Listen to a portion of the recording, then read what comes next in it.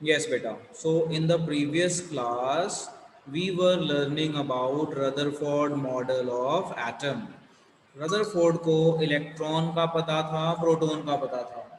तो अब क्वेश्चन था कि ये इलेक्ट्रॉन कहाँ होता है, प्रोटॉन कहाँ होता है, इसको डिटेक्ट करने का क्वेश्चन था।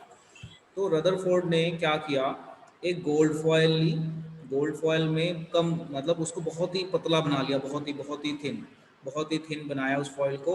और उस फॉयल से अल्फा पार्टिकल्स को पास कर दिया। जैसे हम एक्सरे करते हैं ना, तो एक्सरेज हमारी बॉडी से पास होती हैं, तो बॉडी का स्ट्रक्चर पता चल जाता है, बोन और लोकेशन सारा।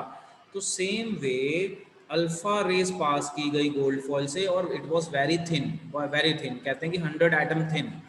तो जब उसने अल्फा पार्टिकल पास किया, तो ही फाउंड कि सारी अल्फा रेज बिल्कुल स्ट्रेट निकल जा रही हैं। सारी अल्फा रेज का मतलब एटम अंदर से खाली है। अगर वो 10,000 रेज पास करता है तो उसमें से एक रिफ्लेक्ट होती है, जैसे एक टकरा के भागी, एक ऐसे टकरा के इधर आ गई। तो यहाँ से ये आइडिया लगा कि एटम बिल्कुल खोखला है अंदर से, बट उसके सेंटर में कुछ बहुत ही डेंस पार्टिकल है। ऐसे सेंटर में कोई ऐसी चीज़ है जो बहुत डेंस है। इस सेंटर को नाम दिया गया न्यूक्लियस। और न्यूक्लियस के बाहर जो इलेक्ट्रॉन जहाँ रिवॉल्व कर रहे हैं, कह रहे हैं कि ये शेल और इसके बीच की जो जगह है ये खाली है। तो सी द डायग्राम, ये गोल्ड फॉयल के एटम्स हैं सारे। कहते हैं कि 100 एटम के आसपास थे उस गोल्ड फॉयल में। तो जब अल्फा पार्टिकल पास किए गए तो सारे अल्फा पार्टिकल देखो बिल्कुल स्ट्रेट निकल गए, बिल्कुल straight. Very few reflect back. तो उसका मैंने आपको आइडिया दिया कि अगर 10,000 रेज पास करता था, तो 10,000 में से कोई एक आधी रे रिफ्लेक्ट बैक होती थी। बेटा मेरे पढ़ाने के बाद अपनी बुक जरूर पढ़ना, तो और अच्छे से समझ में आएगा। तो ये आया, इसके बेस पे उसने बताया ये कि एटम के सेंटर में एक सॉलिड पार्ट है जिसे हम न्यूक्लियस कहते हैं, जो बहुत ही छोटा है। और जहाँ पे इलेक्ट्रॉन रिवॉल्व कर रहा है शेल में, तो एटम और शेल के बीच का जो गैप है ये बिल्कुल खाली है। तो उसके एक्सपेरिमेंट के बेस पे उसने ये कुछ पॉइंट्स बताए। तो observation of Rutherford alpha particle scattering experiment number 1, most of the alpha particle pass without any hindrance, यानी बिल्कुल स्ट्रेट चली गई। सम ऑफ अल्फा पार्टिकल, जो ये सिंबल है ना ए जैसा, ये अल्फा है। तो अल्फा बेसिकली आप अपनी कॉपी में ऐसे बना सकते हैं, देखो। तो you can draw like this is alpha symbol. So you can draw like this, तो आप अल्फा को इस तरह से ड्रॉ कर सकते हैं। So you can draw like this. Okay, now see some of alpha particle deflected from their original path at a noticeable angle, मतलब ये बहुत कम थे। Very few alpha particles bounce back at their original path, की टकराएं और टकरा के वापस आ जाएं। जैसे आप ये वाली डायग्राम देखिए, ये वाली डायग्राम आप दोबारा देखिए, ये वाली अल्फा पार्टिकल पास हो रहे हैं, बिल्कुल स्ट्रेट स्ट्रेट जा रहे हैं। कुछ पार्टिकल टकरा के वापस आ रहे हैं, कुछ पार्टिकल टकरा के बिल्कुल बैक आ जाएंगे। तो वेरी लेस, 10,000 में एक पार्टिकल, एक रेस का साथ ऐसा होता था। तो इसके बेस पे उसने ये ऑब्जर्वेशन थी, इसके बेस पे उसने बताया एटम का स्ट्रक्चर। ये नीचे लिखा है, क्या बताया? Number 1, most of the part in atom is empty. तो अगर आप देखो ये एटम है, तो एटम ये न्यूक्लियस है, ये शेल है, तो ये सारा पार्ट एम्प्टी है। Number 2, there is a positively charge center in the atom, के जो न्यूक्लियस है वो पॉजिटिवली चार्ज सेंटर है, जिसको न्यूक्लियस बोला गया। The size of nucleus is very small as compare to atom. तो न्यूक्लियस का साइज नेग्लिजिबल है as compare to the size of atom. ये उसके बाद बताया उसने। And electron revolve around the nucleus, electron nucleus के अराउंड रिवॉल्व करता है, जिसका नाम मैंने आपको पहले ही बता दिया है, शेल ऑर्बिट एनर्जी लेवल, जिसे हम कहते हैं। चलो अब इतना नोट कर लो, नोट करके डन बोलो। तो देखो हमने ये पढ़ लिया यहाँ पे कि एटम अंदर से खोखला है, सेंटर बहुत ही छोटा है और पॉजिटिव चार्ज है, डेंस है, जहाँ से कुछ पार्टिकल टकरा के वापस आ जाएंगे। और एटम का साइज जो है, न्यूक्लियस का साइज एटम के साइज के मुकाबले ना के बराबर है, यानी बहुत ही छोटा। And electron revolve around the nucleus, उस जगह को हमने शेल बोलते हैं, ये हमने सीख लिया था। अब हम इसका ड्रॉबैक करते हैं कि ये फेल क्यों हुआ। अब देखो यहाँ पे drawback, and it is very important, just try to understand. Drawback of Rutherford model of atom. Drawback का मतलब होता है कि जब इसने अपना मॉडल बताया, तो साइंटिस्टों ने क्वेश्चन पूछे, तो इन क्वेश्चंस के जवाब नहीं दे पाया। बस जैसे आपको हम कुछ काम दें और उससे कुछ पूछें आपसे और आप आंसर ना दे पाए, तो हम आपको डांट लगाते हैं। काम तो आपने किया, बट आप आंसर नहीं दे पा रहे, तो डांट लगाते हैं। तो ऐसा ही हुआ इसके साथ कि इसने एक्सपेरिमेंट कर दिया, एक्सपेरिमेंट वाज बिल्कुल सही और बहुत ही बढ़िया कंसेप्ट था, बट उसके कुछ क्वेश्चंस के आंसर नहीं दे पाया। क्या क्वेश्चंस थे ये लिखे हुए देखो। According to Rutherford model, electron revolve around the positive charge nucleus which is not expected to be stable. मैं बिजी बता रहा था। सुनो बेटा, ध्यान से सुनो क्या कह रहा हूँ। बड़ी तरह से गेम खेल रहा इलेक्ट्रॉन था मैं। न्यूक्लियस के चारों तरफ घूमेगा मैंने तो नीचे काम वैसे भी करने वो देगा स्टेबल, बकवास कर दिया। It is not stable.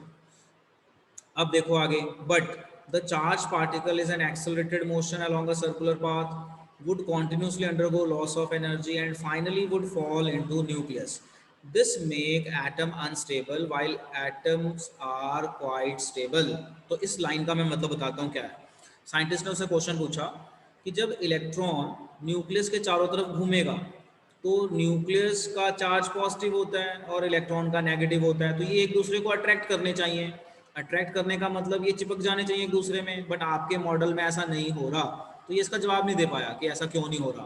तो इस क्वेश्चन को हम कहते हैं he was not able to explain stability of atom. तो ये मतलब उसने स्ट्रक्चर वगैरह तो ठीक बताया, बट उसे पूछा गया कि भाई पॉजिटिव और नेगेटिव एक दूसरे को अट्रैक्ट करते हैं तो ये एक दूसरे में चिपक जाने चाहिए, पर आपके मॉडल में ऐसा नहीं हो रहा, क्यों नहीं हो रहा। तो इसे कहते हैं he was not able to explain stability of atom। बस ये इसका जवाब नहीं दे पाया, अदरवाइज इसका जो एक्सपेरिमेंट था वो एक्सेप्ट कर लिया था, बाद में इसको फेल कर दिया गया। आगे, Rutherford model could not solve problems of atomic mass, मतलब उसे और भी चीजें दी गई, problems of atomic mass of the atom as it proposed only the existence of proton in the nucleus। तो उससे मास से रिलेटेड कुछ क्वेश्चन पूछे गए तो वो उनका भी जवाब नहीं दे पाया, तो ये फेल कर दिया गया। अब मान लो पेपर में आपका क्वेश्चन आ जाए कि रदरफोर्ड का ड्रॉबैक क्या था, तो आपने इतनी बड़ी लाइनें नहीं लिखनी, आपने सिंपल सा लिखना है ही was not able to explain stability of atom. अब what is the meaning of stability of atom? Stability of atom का मतलब होता है कि जब इलेक्ट्रॉन न्यूक्लियस के चारों तरफ घूमेगा तो ये एक दूसरे को अट्रैक्ट करते हैं। अट्रैक्ट करने का मतलब ये इसमें चिपक जाना चाहिए, बट ऐसा नहीं हो रहा, तो इसको कहते हैं स्टेबिलिटी, कि ये स्टेबल क्यों है, क्यों नहीं अट्रैक्ट हो रहा है एक दूसरे के पास। और दूसरा, ये आप एक्स्ट्रा नॉलेज के लिए कर सकते हो कि he could not solve problems of atomic mass, जो उसने बताया था कि न्यूक्लियस में प्रोटॉन होता है, तो वो आंसर नहीं कर पाया। तो आई होप अब आपको समझ में आ गया। मॉडल इसका बहुत बढ़िया था, इसकी थिंकिंग बहुत बेस मतलब कमाल की थी कि भाई इस तरह से हम एटम का डिज़ाइन निकाल सकते हैं। बट प्रॉब्लम क्या हुई कि उस क्वेश्चन पूछे जाते हैं मॉडल एक्सेप्ट करने से पहले, तो उन क्वेश्चंस के ये जवाब नहीं दे पाया, तो ये मेन क्वेश्चंस थे जहां वो फेल हो गया। तो इतना बड़ा नहीं लिखना, जो ए पॉइंट है उसको आपने एक लाइन में लिख लेना है, ही was not able to explain stability of atom. And stability of atom का मतलब आपको क्लियर है क्या होता है, कि इलेक्ट्रॉन और न्यूक्लियस एक दूसरे को अट्रैक्ट करने चाहिए, बट ऐसा हो नहीं रहा था। Number two, he could not solve the problems of atomic mass of the atom, जो प्रोटॉन न्यूक्लियस में है उस हिसाब से proposed only the existence of proton in the nucleus, क्योंकि इसके टाइम पे ना न्यूट्रॉन की भी नॉलेज नहीं थी, तो ऑब्वियसली एटॉमिक मास का कंसेप्ट इसका सही नहीं होना था। चलिए अब इसे नोट कर लीजिए। तो हमने यहाँ पे रदरफोर्ड मॉडल पढ़ लिया और उसका ड्रॉबैक पढ़ लिया। तो ड्रॉबैक बहुत इंपॉर्टेंट है, पेपर में ज़्यादातर अगर रदरफोर्ड से हम कोई क्वेश्चन पूछते हैं तो ज़्यादातर हम इसका ड्रॉबैक ही पूछते हैं। तो आपको अब ड्रॉबैक पता चल गया। दो मेन ड्रॉबैक, ये नंबर वन है, मतलब ये दो मेन है। Number one, he was not able to explain stability of atom. Number two, he could not solve problems of atomic mass of the atom। Problems of atomic mass मतलब atomic mass निकालने को बोला गया होगा, तो उसको calculate करने को बोला, तो जब उसने निकाला तो वो ठीक नहीं आया, तो ये फेल हो गया। अब आ जाओ आगे। ये तो रदरफोर्ड का ही हमारा एक्सपेरिमेंट है जो हमने अभी पढ़ लिया। अब चलते हैं यहाँ। अब आता है हमारा Bohr's model of atom in 1930। पूरा नाम है नील्स बोहर। अब इसने क्या बोला तो मैं पहले एक बार आपको बता देता हूँ, फिर हम यहाँ से पढ़ेंगे। और फिर मैंने यहाँ पे हैंड रिटन नोट्स बनाए हैं, ये नोट्स कॉपी करेंगे। अभी आप कुछ भी कॉपी नहीं करेंगे, अभी सुनेंगे। अब आप सुनो ध्यान से। बोहर ने भी क्या किया, जो रदरफोर्ड का मॉडल था उसको एक्सप्लेन किया, उसी को स्टडी करके बेसिस पे, बट हमने ऐसा लिखना नहीं है। तो बोहर के टाइम पे पहली चीज़ तो आप याद रखो, इलेक्ट्रॉन, प्रोटॉन और न्यूट्रॉन सब पता था। तो बोहर ने सबसे पहली चीज़ बोली, nucleus is in the centre of atom and consist of neutron and proton. तो इसने तो पहले ये क्लियर किया कि न्यूक्लियस जो है वो न्यूट्रॉन और प्रोटॉन से बना हुआ है और सेंटर में है। फिर इसने बोला जो इलेक्ट्रॉन है वो न्यूक्लियस के चारों तरफ घूमता है, घूमते हुए ये एनर्जी लॉस नहीं करता, इसलिए अट्रैक्ट नहीं होता। मतलब स्टेबिलिटी का भी जवाब दे दिया। फिर से सुनो, इलेक्ट्रॉन न्यूक्लियस के चारों तरफ घूमता है, घूमते हुए ये एनर्जी लॉस नहीं करता। तो एनर्जी लॉस नहीं करता तो अट्रैक्ट नहीं होएगा, यानी स्टेबल है। तो इसने स्टेबिलिटी का भी आंसर दे दिया। नंबर 3, कि जो ये इलेक्ट्रॉन घूम रहा है ना, इस जगह को शेल कहते हैं, एनर्जी लेवल कहते हैं, ऑर्बिट कहते हैं। इसने ये भी नाम दिया, इसने नाम दिया शेल वगैरह। फिर इसने बताया कि जो पहला शेल है उसको के कह सकते हो, दूसरे शेल को L, M, N, so on. बस ये चीज़ें उसने बता दी।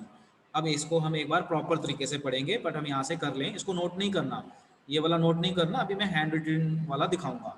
तो this model of atom states that atom consists of heavily positive charged nucleus. The whole mass of atom is concentrated in nucleus, and nucleus consists of neutron and proton. The electron in an atom revolve around the nucleus in a definite circular path called orbit or energy level or shell. Each energy level is associated with definite energy. Definite मतलब वो energy loss ही नहीं करेगा, तो attract नहीं हो रहा था। Each energy level is associated with definite energy. The change in energy take place when electron jump from one level to another. मतलब मान लो इलेक्ट्रॉन यहाँ पे है, पहले शेल पे है, तो पहले शेल से अगर दूसरे शेल पे जाएगा तभी चेंज होगा। तो उसने स्टेबिलिटी भी एक्सप्लेन कर दी। अब इसको पेपर में लिखना कैसे है, तो ये मैंने इसका सिंप्लीफाइड नोट्स बनाए हैं, ये बनाए हैं, साथ में डायग्राम बनाई है। तो मान लो पेपर में अगर आपके क्वेश्चन आ जाए भी बोहर मॉडल एक्सप्लेन करो, तो सबसे पहले तो आपने ये डायग्राम बनानी है। डायग्राम में आपने ये सेंटर में न्यूक्लियस पॉजिटिव दिखाना है और ब्रैकेट में लिखना है न्यूट्रॉन प्लस प्रोटॉन, और इस तरह से सर्कल बना देने हैं 3-4, उसको लिख देना है शेल। जो न्यूक्लियस के पास पहला सर्कल है उसे बोलेंगे के शेल यानी 1, सेकंड शेल को बोलेंगे एल, थर्ड एनर्जी लेवल को बोलेंगे एम। तो ये शेल के नेम है, K shell, L shell, M shell, इनको एनर्जी लेवल 1, 2, 3। तो ये डायग्राम बनानी पड़ेगी, 4, 5 भी शो कर सकते हो। अब देखो पहला पॉइंट, अब सबसे पहला पॉइंट जो आपने कॉपी में लिखना है, nucleus is in the centre of atom and consist of neutron and proton. तो ये पहला पॉइंट हो गया कि न्यूक्लियस सेंटर में होगा, ये आप लिख सकते हो बेटा साथ साथ। Number 2, nucleus is positively charged. अब ये क्यों है पॉजिटिवली चार्ज, क्योंकि न्यूट्रॉन 0 होता है, प्रोटॉन प्लस होता है, तो ओवरऑल निकालोगे तो प्लस आ जाएगा। Number 3, electrons revolve around the nucleus in fixed path called shell, orbit और एनर्जी लेवल, ये भी उसने बताया। नंबर 4, इन पर्टिकुलर शेल, मतलब जहां पे इलेक्ट्रॉन घूम रहा है, in particular shell energy of electron is fix. Fix मतलब लॉस नहीं होगा, यानी अट्रैक्ट नहीं होगा। तो उसने स्टेबिलिटी एक्सप्लेन कर दी। जो फोर्थ पॉइंट है ना, ये स्टेबिलिटी बताता है। As long as they are in a particular shell, तो उसकी एनर्जी फिक्स है जब तक वो उस पर्टिकुलर शेल में है। Number 5, these shells are called K, L, M, N so on, और एनर्जी लेवल 1, 2, 3, 4, यानी K को 1 कहते हैं और L को 2 कहते हैं, M को 3, N को 4। A shell can have maximum of 2n square electron। कह रहा है कि एक शेल में मैक्सिमम 2n स्क्वायर इलेक्ट्रॉन होते हैं। मतलब कि अगर आपका पहला शेल है, के इज योर फर्स्ट शेल, तो आप फॉर्मूला यूज करें 2n स्क्वायर, तो n की वैल्यू 1, यानी पहले शेल में 2 इलेक्ट्रॉन होंगे, दूसरे में 8, ये फॉर्मूला लगाते जाइए, तीसरे में दिस। तो अब आप इसे लर्न कर लीजिए, नोट कर लीजिए, वेरी वेरी वेरी इंपॉर्टेंट। लो बेटा एक बार मैं दोबारा एक्सप्लेन करता हूँ, अब आप लोगों ने नोट भी कर लिया होगा, समझो। मान लो आपके पेपर में क्वेश्चन आ गया, right note on Bohr's model of atom. सबसे पहले आप ये डायग्राम बनाएंगे और इस डायग्राम को देखते हुए ये 6 पॉइंट्स बना देंगे। सो पहला point, nucleus is in the centre of atom and consist of N and P. N का मतलब न्यूट्रॉन एंड पी का मतलब proton. Nucleus is positively charged, ये पॉइंट लिख देंगे। नंबर 3, ये जो सिंबल है E minus, this is symbol of electrons. Electrons revolve around the nucleus in fix path called shell, orbit और एनर्जी लेवल। इलेक्ट्रॉन न्यूक्लियस के चारों तरफ घूमेंगे, उस जगह को एनर्जी लेवल, शेल, ऑर्बिट कह देते हैं। In particular shell energy of electron is fixed. तो ये स्टेबिलिटी को एक्सप्लेन करता है। As long as they are in a particular shell, अगर इलेक्ट्रॉन वहीं पे है, कहीं नहीं जा रहा ऊपर नीचे, तो उसकी एनर्जी फिक्स है। अच्छा, number 5, these shells are called KLM and energy level 1, 2, 3, 4। तो एनर्जी लेवल का सिंबल हम एन लेते हैं। के का मतलब शेल नंबर 1, L का मतलब एनर्जी लेवल 2, M का मतलब एनर्जी लेवल 3, N का 4, सो ऑन। अ शेल, ये वाला पॉइंट बहुत इंपॉर्टेंट है, 6 point, 5th point, very very important. A shell can have maximum of 2n square electron, मतलब एक शेल में कितने इलेक्ट्रॉन हो सकते हैं मैक्सिमम। तो हमने फॉर्मूला लगाना है 2n स्क्वायर, जैसे मैंने पूछा शेल 1 यानी कि शेल में कितने, तो n की वैल्यू 1, तो ये मल्टीप्लाई कर लो, तो फर्स्ट शेल में 2 इलेक्ट्रॉन आ सकते हैं। सेकंड शेल को L कहते हैं, तो सेकंड शेल में कितने, फॉर्मूला लगाया, n की वैल्यू 2 आ गई, क्योंकि सेकंड शेल है तो 2, तो ये आ गया आपका 8 इलेक्ट्रॉन। इसी तरह 3 में फॉर्मूला लगाओगे 18 इलेक्ट्रॉन, इसी तरह n में लगाओगे 32 इलेक्ट्रॉन। तो अगर हम आपसे क्वेश्चन पूछ लें फर्स्ट शेल में कितने इलेक्ट्रॉन आ सकते हैं मैक्सिमम, तो you will say 2 electron. Second में कितने आ सकते हैं 8, सो ऑन, आप इस तरह से आप बताएंगे। तो इतना ही है आज के लेक्चर में, अब आप इसे रिवाइज करेंगे अच्छे से।